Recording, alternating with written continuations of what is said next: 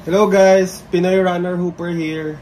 So, yung last time no, bago tayo mag-end ng video, pinakita ko sa inyo kung ano yung i-unbox natin ngayon. So for today's video, quick quick unboxing, tapos kung paano natin siya nakuha at kung saan natin siya nakuha. Itong kaya natin yung box niya no, Anta logo. Tapos yung design ni Kyrie. Sobrang detailed, ang ganda yung box, no? Box pa lang, ano na, busog ka na eh. Ang ganda.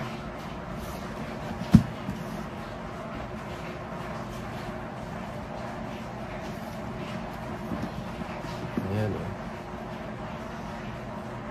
Sabi dito, mastering your craft is a journey. Ganda.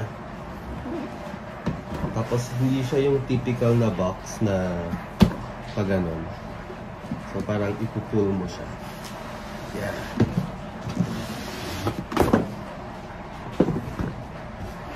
Ito pala yung nandun sa ano, ilalim ng box. So, tapos pagbukas mo, merong bubungad sa'yo na ganyan yung cover niya.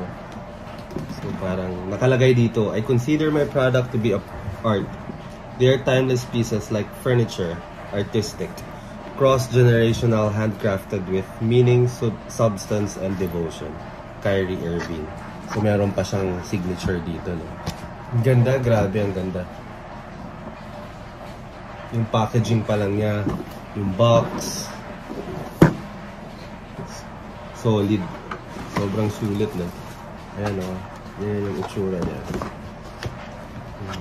Pagka-cover din sa shoes. Grabe ang ganda.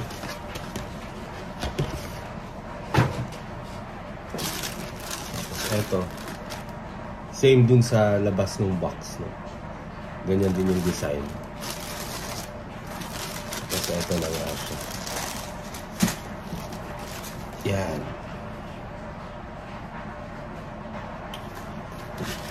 Ito yung Kai-1 Playoff Away. So, yan. Grabe yung detail no, nung design niya. Grabe, kung makikita nyo. Ang ganda. So, gagawa natin siya ng review. Performance review after natin magamit siya sa laro. So, gagamitin ko siya. Hindi ko siya parang gagawin display tulad ng Kobe, no? So, ito gagamitin ko siya. Gagawin ko siyang rotation sa mga shoes ko. Pair of shoes. So, yan. Ganda ng design. Tapos, meron pa siya dito. Siyempre, tatanggalin natin to pag maglalaro tayo.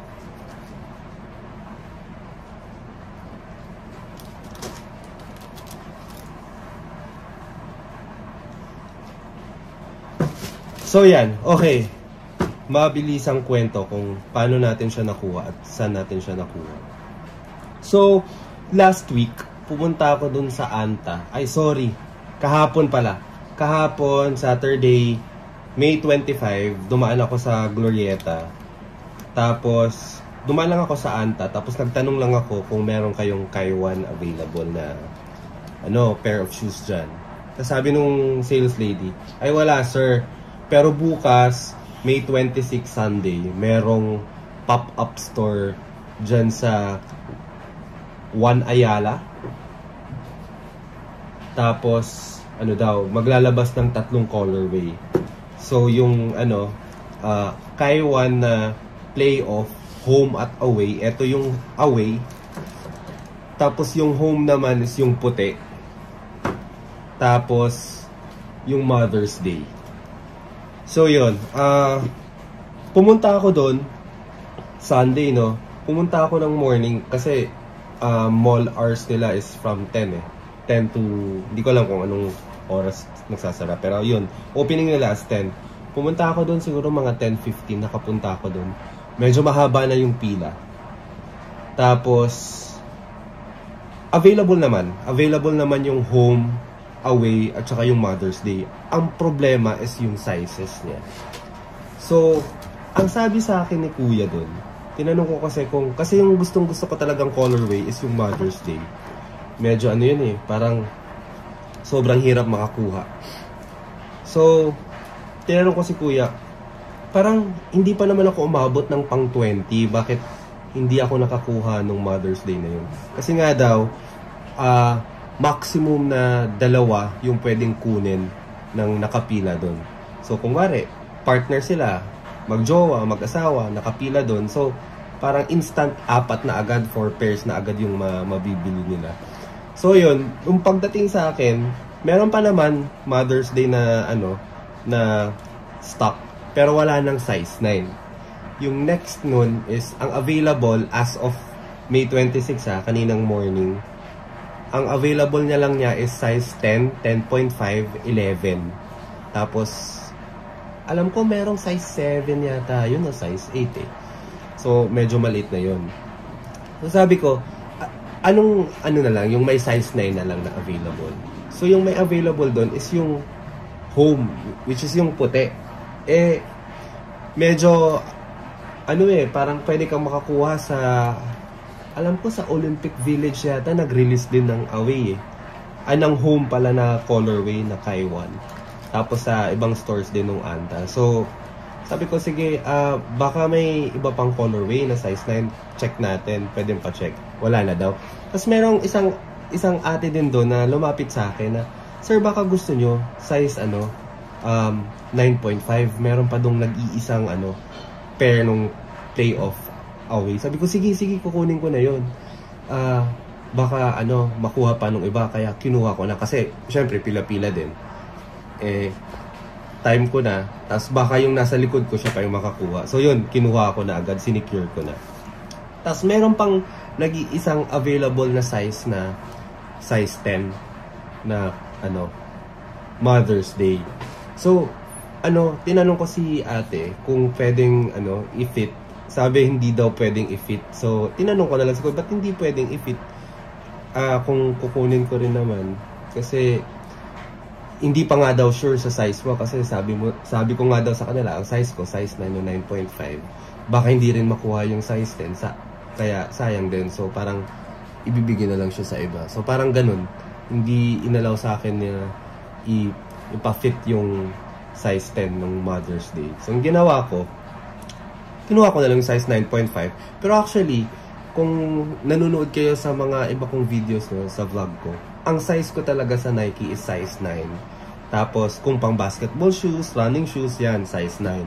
Pero kung yung mga panggala, like yung Pandas nila o kaya yung AJ1, size 8.5 lang talaga ako. Medyo malapad lang kasi talaga yung paa ko, kaya nagsa-size 9 ako. Pero nung trinay ko yung yung 9.5, siya, fit siya, hindi siya maluwang. Nagulat ako. So parang kasi, kung nakikita nyo, parang may foam siya dito. May foam pa siya dito sa heel niya. So parang snug fit talaga siya. So, yun, I suggest kung wari size 9 ka, mag-upsize ka ng half. So yun, 9.5, saktong-sakto lang sa akin. Sana nga lang kung ganun, kinuha ko na agad yung size 10 eh. Kaso, ang problema, nung finit ko na, parang may mga naka-display din kasi doon na away at home. So naghanap ako ng may size 10. Nung finit ko na yung size 10, sabi ko pwede to. Tinanong ko si ate kung available pa yung Mother's Day na size 10. Saktong-sakto nakuha na nung nasa likod ko. Sayang sana kung alam ko lang, kinuha ko na rin yun. Yung size 10 na Mother's Day na colorway. Anyways, yun. So, at least masaya rin naman ako na nakakuha pa rin ako ng colorway na gusto ko. Isa sa mga gusto ko yung yung away na colorway. Maganda rin naman siya, maganda siya. So, yun. Pero sayang lang talaga yung yung Mother's Day na yun. Maganda siya eh. Kung sa picture medyo so-so lang, no? Pero in person talaga, maganda yung quality. Sobrang ganda ng quality. Sayang talaga, hindi ko nakuha yun. Anyways, so yun lang naman. Story time lang kung paano ko siya nakuha at kung ano yung mga available na colorways dun sa Anta. So yung One Ayala, so parang across lang siya ng G4, Glorieta 4. Ito yung bagong mall na along Ayala Ave. Tapos corner Ayala Ave, EDSA. So yan. Second floor yata yun. Oo, second floor siya. So yun. Parang ano sila, available sila May 26 hanggang June 3 yata o June 4. So yun. Pero I doubt na kung ngayon nagkaubusan na ng stock ng Kyrie, no? Baka hindi na umabot ng June, may stock pa sila ng Kyrie. So yun. Pero hindi ko alam kung magsusupply pa sila kasi tinanong ko rin si Kuya doon eh kung ano pa ba sila, magsusupply pa sila ulit ng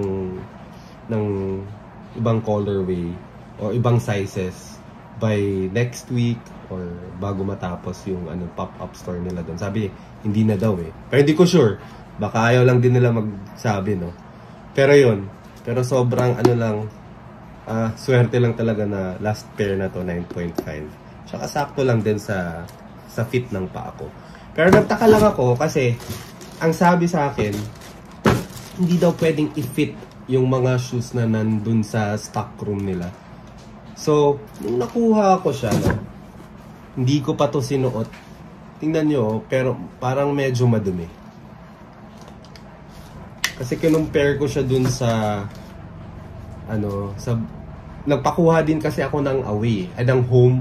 Kinumpare ko siya dun. So, ba't parang ang puti? Tapos ito, pero madumi. Parang madumi siya.